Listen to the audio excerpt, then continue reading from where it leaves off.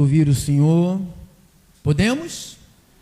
Queria pedir para os celulares que não podem ser desligados sozinho ou abaixar sozinho, que vocês botem aí no choquezinho, como é? Dormente, né? Bota no dormente, por favor. Não vou contratar o Macedo para quebrar celular lá na porta. Macedo gosta de quebrar. Por favor, este é um momento, todo momento de um culto é especial, mas quando Deus vai falar, é um momento que Deus vai falar. Velho não é importante, jovem não é importante, bebê não é importante, criança não é importante. O mais importante é ouvirmos a voz de Deus. Então, todos se aquietem, por favor, as criancinhas no colo, para a gente ouvir a voz de Deus, que não a gente perde tempo de vir aqui. Por favor, é um benefício para todos nós, inclusive para quem tem bebê, né? Nós temos lá uma escolinha lá, se quiser deixar lá, tem alguém lá. Se não tiver alguém por livre e espontânea pressão, vai para lá cuidar. Se não tiver ninguém da igreja para ir para lá, alguém pode vir lá. Nós temos cooperador, quer que eu aponte para algumas ir para lá? Tem gente lá? Ah, tá bom. Se a gente tem cooperadora, para cooperar, né? E a gente aqui não escolhe o lugar que vai cooperar, a gente coopera. Vamos abrir a palavra de Deus na carta do apóstolo Paulo à igreja de Roma, no capítulo de número 8. A palavra de Deus, ela é tão rara, irmão. E a gente congrega num lugar que aqui a palavra, ela não é uma raridade. Aqui todos os encontros são aulas, são culto de libertação verdadeira. Não é aquela falsa libertação que põe a mão na cabeça, pois põe a mão na cabeça, e põe a mão na cabeça, e bebe não sei o que, e toca não sei aonde, passa óleo, e põe a mão na cabeça, e passa óleo, e põe a mão na cabeça, e nunca liberta. A palavra, ela é libertadora. Então, por isso nós não podemos nos distrair. Por isso que eu peço a máxima atenção neste momento. Romanos, capítulo de número 8, versículos 8, capítulo 8, versículo 1 em diante. Paulo, audacioso, né? Que se você acompanhou a leitura do capítulo 7, você vai ver que como esse homem ele era audacioso a escrever isto aqui. Você sabe que a Bíblia, quando Paulo manda a carta, não tem capítulo. Carta não tem capítulo, é uma carta. Ela é redigida direto. Vai-se embora. A sociedade bíblica, quando montou a Bíblia, né? Ela separou em capítulos para poder facilitarmos de ler com... vou ler hoje o capítulo 1, amanhã eu vou ler o capítulo 2. Não, antigamente, se fosse ler Romanos, tinha que ler Romanos todo, para poder entender, né? Não só um capítulo, porque um pega no outro. Se você vai ler comigo o 8, ele fala: agora, pois, já nenhuma condenação há para os que estão na igreja. Ué, não é a mesma coisa não estar na igreja, estar em Cristo? Porque eu escuto, eu vou para a igreja terça, eu vou para a igreja quinta, eu vou para a igreja domingo de manhã, eu vou para a igreja domingo à noite, dou o dízimo, faço oferta especial, faço isso, faço aquilo. Não está falando igreja não, está falando: agora, pois, já nenhuma condenação há para os que estão em, não é em Cristo, porque a lei do Espírito da vida outrora havia a lei de Moisés. A lei de Moisés foi substituída por outra lei. Qual é a lei que impera agora? A lei do Espírito que dá vida. Então esta lei nova em Cristo te livrou da lei do pecado e da morte. Diga: eu estou livre. Eu estou livre. Se eu estou em Cristo. Se eu estou em Cristo. Se eu não estou em Cristo, eu estou na corda bamba. Mas se eu estou em Cristo, eu estou livre. 3. Porquanto, olha que ele vai dizer: o que fora impossível à lei, com certeza, no que estava enferma pela carne, então a lei não conseguia fazer nada. Isto fez Deus, enviando seu próprio Filho em semelhança de carne, em semelhança, não era carne pecaminosa, em semelhança de carne pecaminosa, no tocante ao pecado. Com efeito, condenou Deus na carne o pecado. Na carne de quem? De Cristo. 4. A fim de que o preceito da lei se cumprisse em nós, que não andamos. Olha, irmão, tem regras. Diga assim: o reino tem regras. Fala o irmão que está aí perto de você, diz: irmão, o reino tem regras. Não perca a tua vida aqui achando que pode viver aqui brincando, sabe, de cultuar, porque tem regras, e regras rígidas, sérias, que vai debandar uns para a direita e outros para a esquerda. Que não andamos segundo a carne, mas segundo o Espírito.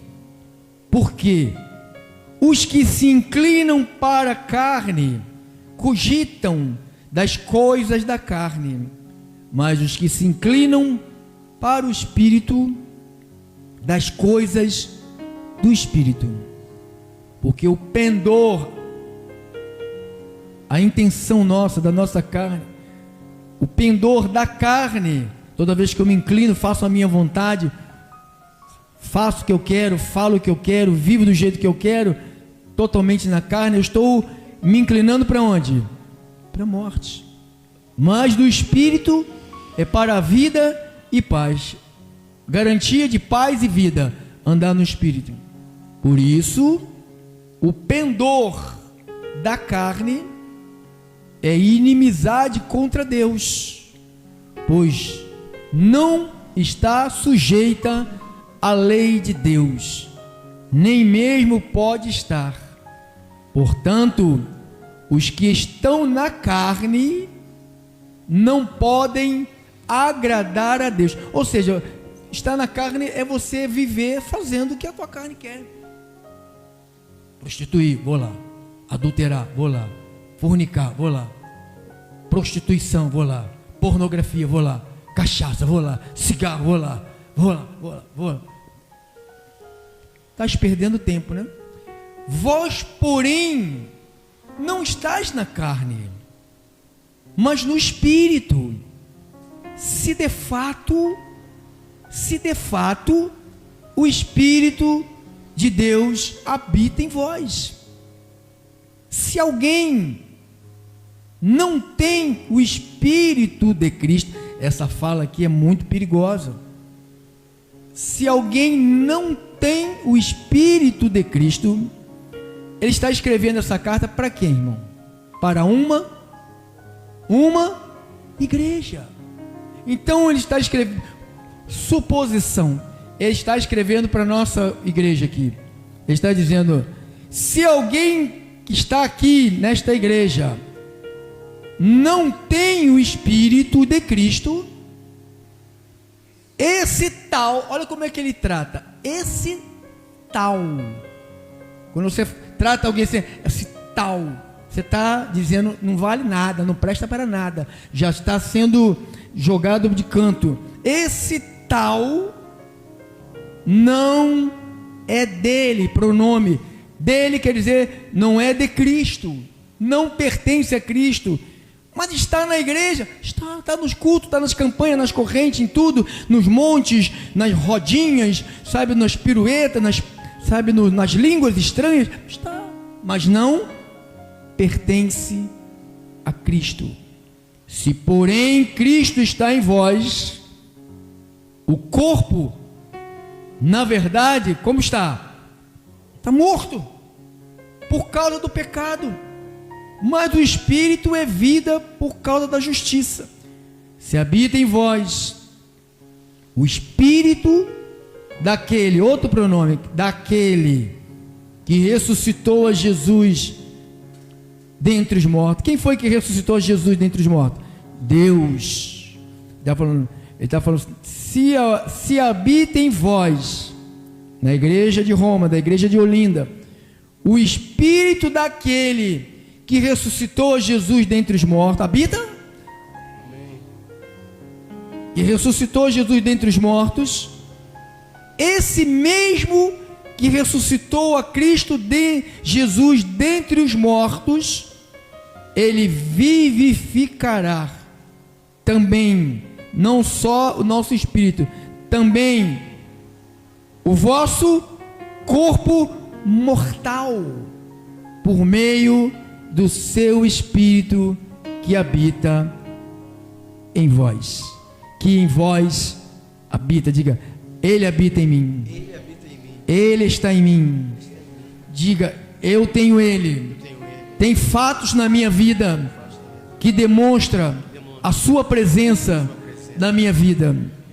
Eu estou mudado, a minha vida mudou, minha linguagem mudou, meus pensamentos mudaram, as minhas atitudes mudaram. Eu não sou o mesmo. Eu devo isso ao Espírito Santo na minha vida, em nome de Jesus. Amém. Igreja de Jesus, o tema de hoje é: você tem o Espírito de Cristo, parte 2. É uma pergunta muito provocante. Isso você encontra no versos 9. Vós, porém, não estáis na carne, mas no Espírito. Se de fato, diga, fato. O que é fato? O que é fato? O que é fato, César? O que é fato, seu Paulo? O que é fato? As mudanças que acontecem na nossa vida. Se de fato, está falando, se de fato o Espírito está em vocês, alguma coisa mudou na sua vida. Então, as pessoas notam. Hoje pela manhã, nós tivemos a primeira parte. Saí daqui muito mal, meu corpo estava muito ruim mesmo. Saí daqui com febre, cheguei quase 39 graus de febre em casa, muito resfriado, que eu estou ainda uns 15 dias, meu pulmão está sobrecarregado de secreção. Fui com as minhas pernas de carro no UPA, né? Aí chegando lá, fui atendido. Medicado não fui porque não tinha remédio, não tinha medicamento para passar, né? Então, o que me chamou a atenção, quando estávamos entrando no UPA lá de Campinho, aí fui para a fila para para poder ser atendido pelo médico, né? A triagem, né? Aí estou na fila, minha esposa vinha entrando, aí o cara que estava na segurança tomando conta falou: não pode não sei o que. Aí tinha um rapazinho moreninho alto, que eu nem olhei para ele, aí eu olhei só para o rapaz que estava na segurança. Aí ele falou: não, deixa a esposa dele entrar, é o pastor Pedro. Me conheceu lá na UPA, né? É o pastor Pedro Inácio. O cara que não me conhecia, o pastor Pedro Inácio, pastor em UPA, maluco. Você quer dizer que esse cara é pastor na UPA? Né? Porque pastor está lá no Copadó, né? Copadó, Cascadura Dó, Ipanema Dó, Ré, Mi, Fá, Sol, Lá, Si, Dó. Então, o que eu quero mostrar a vocês, estou ótimo, tá, irmão? Estou ótimo. Ótimo. Fui medicado, passou lá um anti-inflamatório lá para tomar, já tomei um comprimido, já tomei uma dipirona. Saí daqui muito mal mesmo, comi pouquinho no almoço, mas estou aqui, né? Estou aqui, Deus me refez, estou aqui para dar continuidade a esse assunto. Você tem o Espírito. Então, quando eu li aqui no versículo 11, se habita em vós o Espírito daquele que ressuscitou Jesus dentre os mortos, esse mesmo Espírito, esse mesmo que ressuscitou a Cristo Jesus dentre os mortos, vivificará também o vosso corpo mortal. Eu creio, irmãos, alguém que tem o Espírito, tem uma interferência celestial nas células, nos órgãos, no corpo. Eu sinto que Deus, quando eu passo por alguma situação dessa, que é Deus que toca em mim através do Espírito dele, que me refaz, que me levanta, que me dá forças. Mas se fosse eu Tumolenga, estava com aquele bagulho na boca para ver temperatura, né? Aquele pauzinho na boca. Quanto mais frouxa a gente for na hora de um momento desse, irmão, mais ela te pega, irmão. Você tem que ser leão. Eu já estou aqui uns 15 dias assim, mas nunca me viu, oh, pastor, não posso ir no culto. Eu recebo essas mensagens, não posso ir no culto, não poder ir no culto quando você está doente. Você tem que escrever assim, não quero ir no culto. Essa é a palavra certa, né? Porque não posso, quer dizer alguma coisa te impede. O que te impede? Está doente? Aí está com impedimento, mas não posso ir. Hoje mesmo eu recebi umas duas, né? Não posso ir, não pode ir, não quero ir. Não quero ir. Eu quero ir ao culto. Porque sem o culto, para mim, eu entro numa segunda-feira, sem o culto, que nunca aconteceu isso, né? Para mim, o culto a Deus é prioridade. Da mesma forma que eu almoço, janto, tomo café, louvar a Deus, para mim, tem que fazer parte da minha vida. Estar com a igreja reunido em membros formando um corpo, isso deveria fazer. Mas sabe quem é que, vamos dizer assim, obriga, não vou dizer obriga, mas guia isto? É o Espírito. É o Espírito que guia você vir ao culto. É o Espírito que guia você estar no culto, você cultuar a Deus. É o Espírito. Paulo falou aos Hebreus capítulo 10, 25, não está no esboço, mas rapidamente, 10, 25 de Hebreus, olha lá.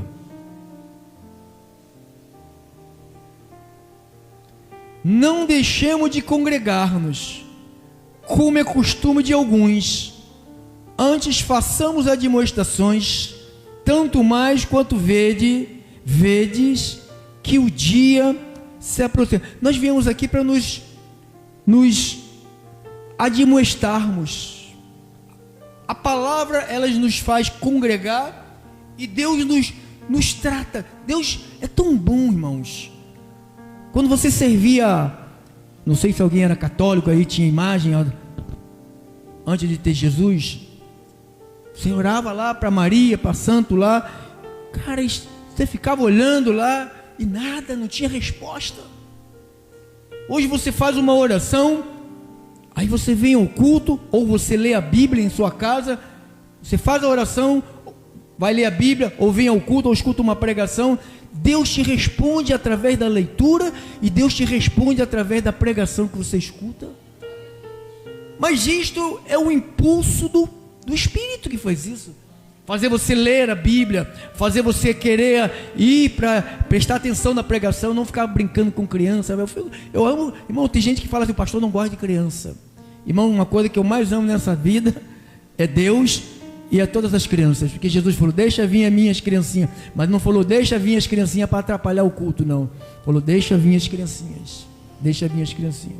Então, porque eu sei que esse momento é um momento que vai gerar libertação, não só para nós que estamos aqui congregando, mas para as centenas de pessoas. Quando a gente acaba um culto, quantas pessoas já acabou? Estão vendo? Quase 1.000 pessoas, né, pessoal? Mais de 1.500 pessoas acabam de ouvir a palavra da pregação. Então a gente não não pode deixar nada, celular, conversinha, ficar vendo outras coisitas, não podemos, porque é o momento onde Deus vai nos arrebanhar, onde Deus vai nos guiar. Quem é que dá atenção à palavra? Quem tem o Espírito. Quem não tem o Espírito não vai dar atenção, não vai dar atenção. A menina estava ali, sentada ali, ó. Aí eu falei, levanta para louvar a Deus. Ali, estava ali sentada, a garotinha da Adriana. Ela se escondeu atrás, não sei de quem, para mim não ver. Você vê que eu não tenho o Espírito, como é difícil a vida de quem não tem o Espírito. É uma criança. Mas criança também precisa de Jesus. Criança também pega demônio. Eu já libertei não, orei por criança. Criança. Você lembra, né, Fátima? Parente da Fátima. Com o Espírito, pelo celular, ao vivo. Então as pessoas ficam brincando, sabe, de vir ao culto, achando que isto aqui é apenas um entretenimento, um passatempo, sabe, um hobby. É o meu hobby. Vai para outro canto, vai ter hobby em outro canto. Deixa esse negócio de igreja para quem tem o Espírito, né? Para quem quer as coisas de Deus, para quem quer fluir no Espírito, para quem quer navegar no Espírito, para quem tem o encontro, porque a Bíblia fala, em Romanos capítulo 8, versos 9, vós porém não estáis na carne, mas no Espírito, se de fato o Espírito de Deus habita em vós. Se alguém não tem o Espírito, isto é muito brabo, irmão. A gente pode estar 1 ano, 2 anos, 10 anos, 20 anos. Pastor, ter o Espírito é ter o quê? É ter o fruto do Espírito. Ter o Espírito é ter o fruto do Espírito. Ter o Espírito significa possuir a natureza e o caráter de Jesus em sua vida, refletindo os seus valores. Ninguém vê Jesus em canto nenhum. Só vai ver Jesus através da tua vida, da minha vida e da nossa vida. Se a gente não tivermos fatos que demonstrem na nossa vida, através das nossas atitudes, a humanidade nunca vai ver o Espírito. O versículo 19 do capítulo 8 de Romanos, põe lá, irmã.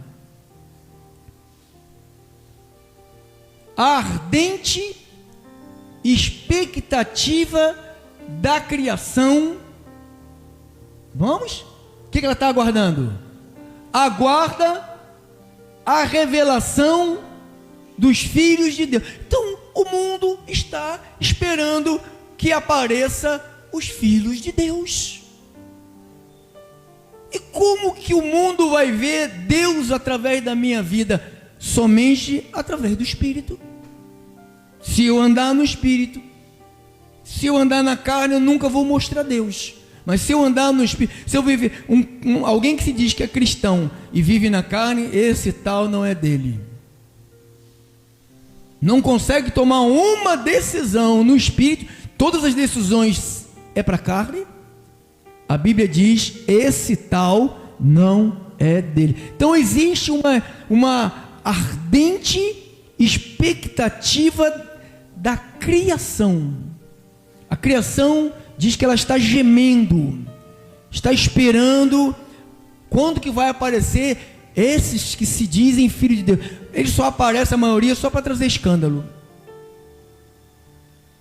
O pastor foi numa missão secreta, colocou uma calcinha e uma peruca loura e uma blusinha com um barrigão de fora e foi. Você viu? Quem viu nas redes sociais?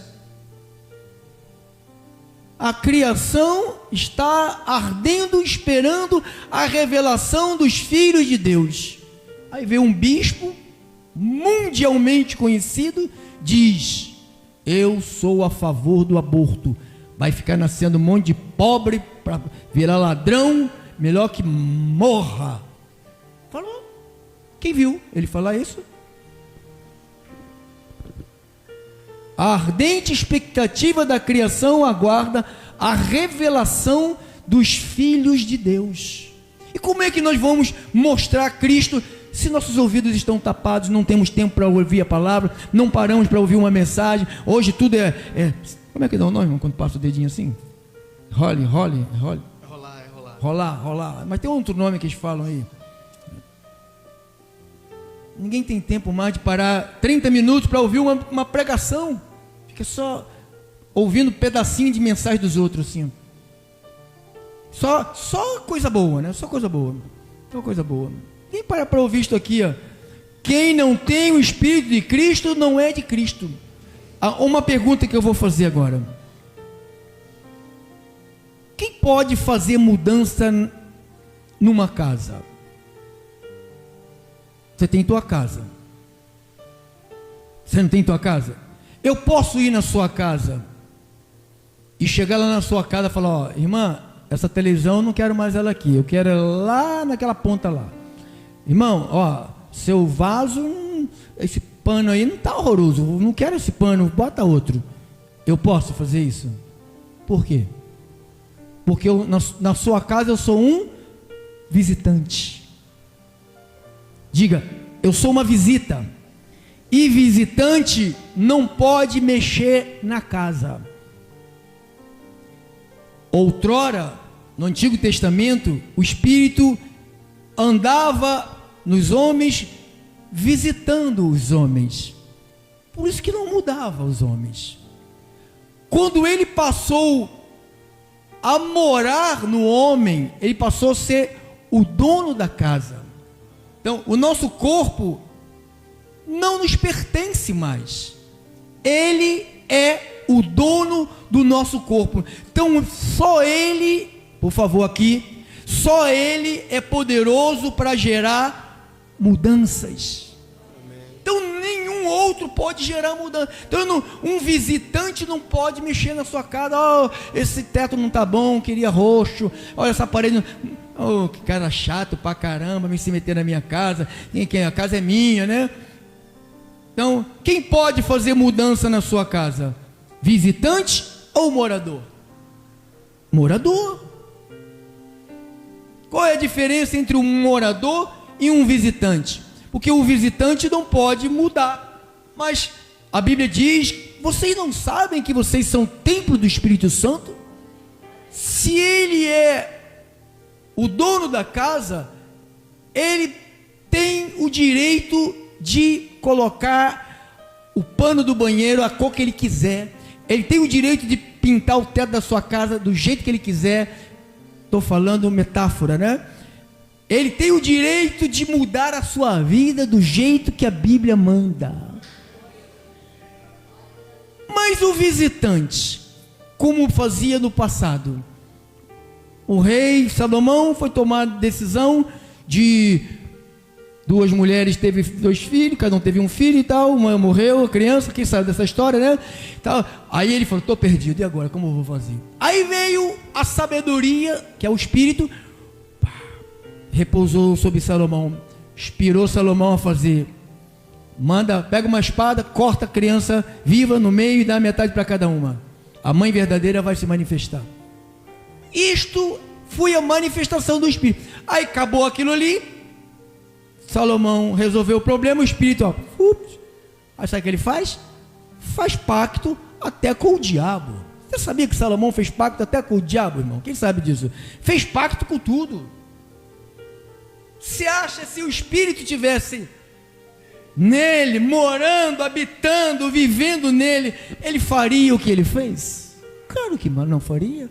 Por isso que nós que somos morada de Deus, temos que ter uma postura de homens e mulheres que pertencem a Deus.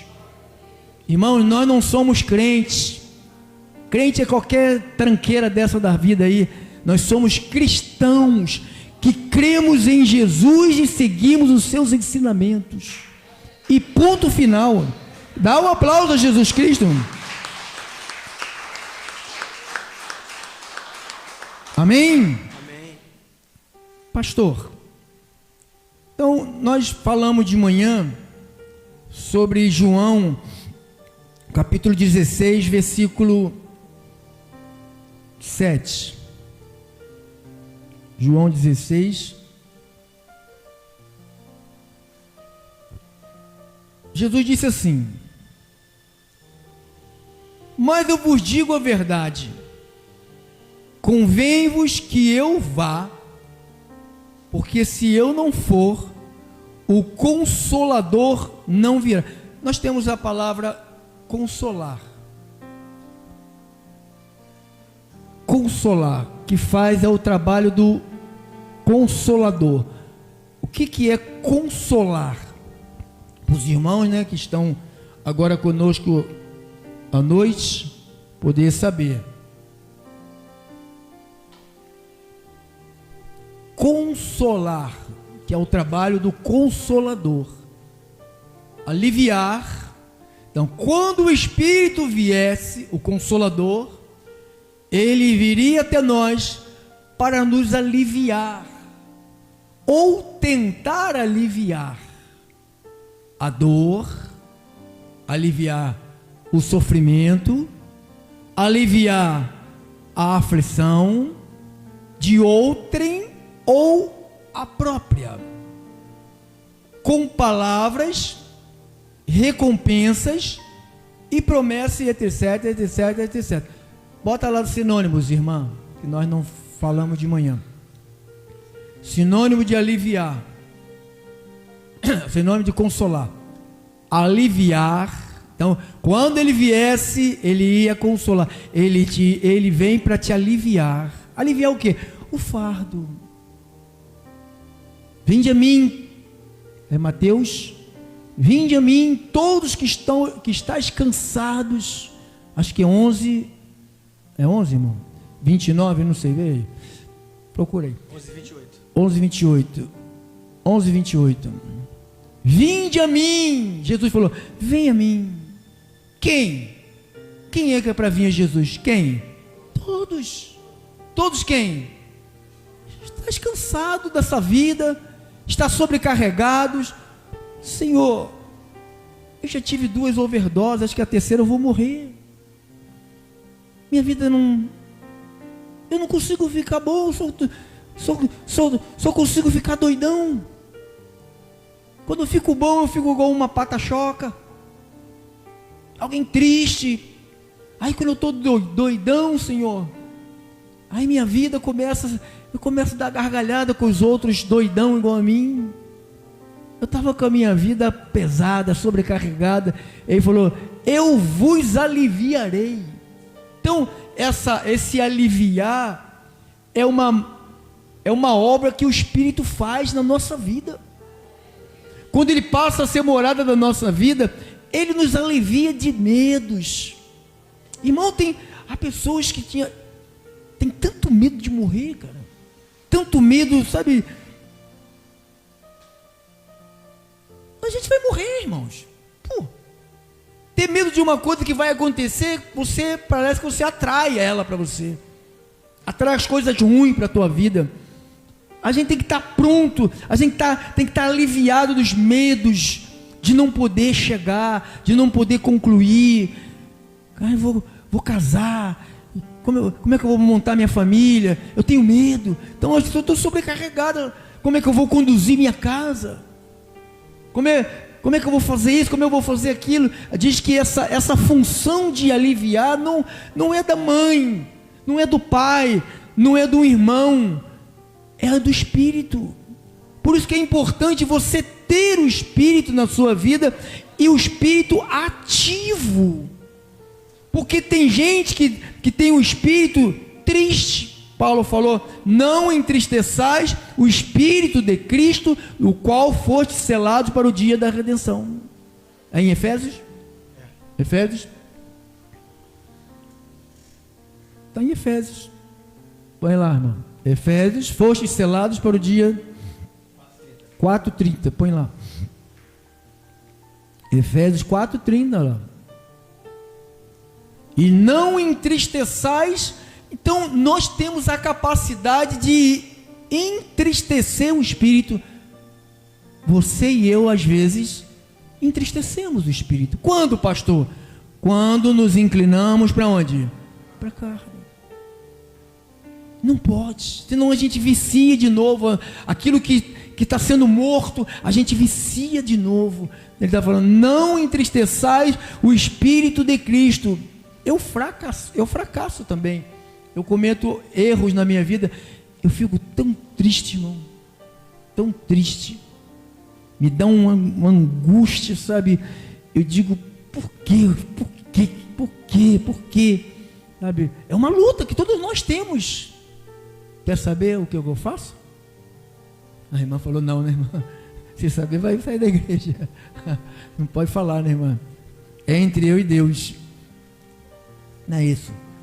Eu estou te mostrando que nós podemos entristecer o Espírito. Não, o Espírito faz o que Ele quer. Irmão, nós podemos entristecer. Não entristeçais o Espírito de Deus. Ou seja, quando eu desobedeço as instruções da Bíblia, o que eu estou fazendo? Entristecendo o Espírito de Deus. Se Deus manda eu fazer uma coisa, e eu vou fazer o que o meu coração manda, e o coração é o quê? Demasiadamente enganoso. Olha lá.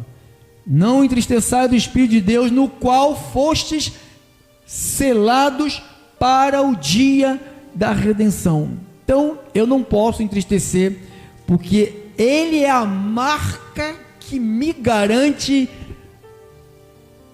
a redenção.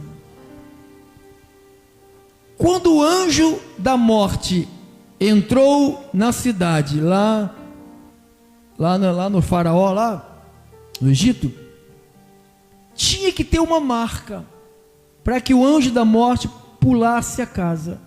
E qual foi a marca? O sangue de um animal. Toda casa que tivesse o sangue, não era as pessoas, era na casa. Inclusive nas casas dos judeus havia até gente que era egípcia, que se esconderam ali para não perder os seus filhos, porque a proteção estava na casa. Então nós temos uma marca, a marca é o Espírito. E como é que eu testifico que Ele está em minha vida? De fatos, mudança, ter o Espírito de Cristo significa possuir a natureza e o caráter de Jesus em sua vida. Será que Jesus passaria a perna em alguém? Será que se alguém passasse, deixasse cair um dinheiro do bolso, Jesus ia botar no bolso dele? Será que Jesus iria ver alguém precisando de doar um sangue para salvar, e ele ia falar, não, morra? Então, será que Jesus iria estar numa festa onde todo mundo fica doidão de cerveja? Claro que não. Isto implica em viver de acordo com os ensinamentos de Cristo, buscando a santidade e buscando o fruto do Espírito Santo. Então nós falamos, eu disse esta manhã que eu ia falar sobre, para terminarmos, 10 minutos, João capítulo de número 16, o versos 8, quando Ele vier, Ele já veio para a sua vida? Já ouviu a palavra, a verdade, o Evangelho da salvação, e você creu no Evangelho, você acredita no Evangelho, você acredita que o Evangelho é o poder de Deus, não é um blá blá blá que o bispo falou que é o blá blá blá. Então você vê que o cara não tem o Espírito. Então quando Ele vier, Ele ainda não tinha vindo, porque Jesus ainda estava presente. O Espírito passou a ser morada quando Jesus morreu e Jesus ressuscitou. Então ele diz, quando Ele vier, convencerá o mundo do pecado. O que é esse convencer o mundo do pecado? Do pecado. O Espírito Santo revela a natureza do pecado. A gente só passamos a entender que aquilo ali era pecado, era errado, quando o Espírito passou a viver em nós. Antes disso, tudo era para nós normal. Tudo era normal. Era normal ou não era normal, irmão? Não tinha nada, era normal, tudo era normal. Então, quando ele fala aqui, Quando ele vier, convencerá o mundo do pecado, ou seja, o Espírito revela a natureza do pecado. Sem ele, a gente vai achar que é normal. Os caras ficam bêbados de manhã, fica bêbado à noite, fica bêbado na segunda, fica bêbado na quarta, se droga no domingo, se droga na sexta, se droga, se prostitui, sabe? Aquelas coisas que a carne gosta de fazer. É normal. Por quê? Porque não tem a presença do Todo-Poderoso, o controlador. É Ele que controla a nossa vida, é Ele que controla, que dirige a nossa vida. Então, o Espírito Santo revela a natureza do pecado, mostrando que a incredulidade em Jesus é pecado principal. Segundo ponto, da justiça. O Espírito Santo revela em nós a justiça de Deus que é encontrada em Jesus, que foi para o Pai. Então, vou ler de novo. O Espírito Santo revela a justiça de Deus. Sem o Espírito Santo, a gente nunca ligamos para tal da justiça. Hoje você sabe que o nosso país está vivendo numa injustiça, porque você tem o Espírito Santo. Muitos que estão por aí, que não têm o Espírito Santo, sabe o que estão achando? Está tudo normal. Você sabia, irmão? Está tudo normal. Porque eles não têm o Espírito. Então ele não sabe o que é justiça. Terceiro, juízo. O Espírito Santo revela o juízo vindouro, olha só, mostrando que o príncipe deste mundo, que é Satanás, já foi condenado. Você vai acompanhar isso aqui, ó. Quando vier convencerá o mundo do pecado, da justiça, do juízo, do pecado, porque não creram em mim, da justiça, porque eu vou para o Pai e não me vereis mais, do juízo, porque o príncipe deste mundo já está julgado. Quer dizer o quê? Que o diabo sabe que não tem mais chance para ele. Ele sabe que ele está condenado a sofrer eternamente no inferno. Para ele já foi batido o martelo. E para a humanidade? Vinde a mim, os que estáis cansados e sobrecarregados. Depois que ouviste a palavra da verdade, o evangelho da salvação, tendo nele também crido, que é um presente de Deus o crer. Então, nós vamos parar, mas dizer que o visitante não tem poder de mudar. Se você tem o Espírito como uma visita, pastor, terça-feira, pastor, o Espírito Santo cai em cima de mim, pastor, sabe, eu pulo, eu rodo, eu grito, eu falo em línguas, mas na quarta ele dá um tempo, aí na quinta ele volta, pastor, aí na sexta ele dá um tempo, e no domingo ele volta, pastor. É assim que vive a igreja. 90% do povo vive assim. Achamos que quando nós nos reunimos aqui, congregamos, viemos congregar, o que acontece? O Espírito desce, aí faz aquela coisa que faz aí nas igrejas, aí, né? Aqui não, aqui o Espírito vem o Espírito está sobre nós para nos educar. Que a gente era um monte de mal educado. Agora, você vê, as igrejas é uma bagunça. Estava vendo uns cultos, criança corre aqui, sobe ali, pastor está pregando e a criança subiu ali, bate ali, e vai lá, mexe lá. Ninguém falou nada. Quem já viu isso, irmão? É nas igrejas todas que você vê isso? A maioria, 90%. 90% vê isso nas igrejas, sem ordem, sem disciplina. Por quê? Porque é o Espírito. Porque a birutice começa do pastor. Um pastor imitando, como é que é o nome daquele passarinho aqui? Pica-pau. Pica-pau. Então quem é que vai estar fazendo o que numa igreja dessa? Vamos ser biruta. Vamos imitar pica-pau. Vamos imitar a irmã maluca lá da Lagoinha, lá, leoa lá. Né? Tu viu a maluca lá? E ela tá gritando com o irmão dela: eu sou a mãe. Eu sou a mãe. Ela é mãe da igreja. Ela que pariu a igreja lá. Como é o nome da igreja? Batista da Lagoinha. Eu sou a mãe. Brigando com o irmão dela lá. E tem o Espírito, né? E tem o Espírito, está cheia. Está lá do pastorzinho que fala assim: tudo que você pôr a mão, tudo que você olhar, Deus vai lhe dar. Que isso, irmão? Tudo que você pôr a mão e olhar, Deus não vai lhe dar. Deus vai lhe dar aquilo que você necessita, e ponto final. Se tu és filho, você agradece por ser suprido nas necessidades. Amém? Assim seja, assim disse o Senhor.